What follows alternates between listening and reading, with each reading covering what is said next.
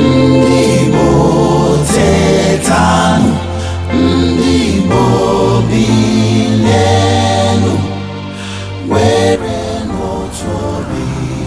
Alaigbo Development Foundation (ADF) invites you to the 2020 Annual Retreats. Theme: Igbo Experience in Nigeria, the Way Forward. Dates: January 6 to 8, 2020.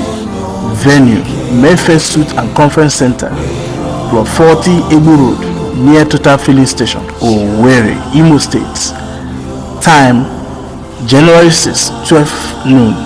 January 7, 10 a.m. Opening ceremony. January 8, 9 a.m. full session. Host: Professor Uzodimma Nwala, President, ADF. Bishop Obi Onubog, BOT Chairman, ADF. RSVP: Ezinwa Barrister Max Onyoku, LOC Chairman. Dr. Onye Buje, Chairman, CPC. ADF Ndigbo. so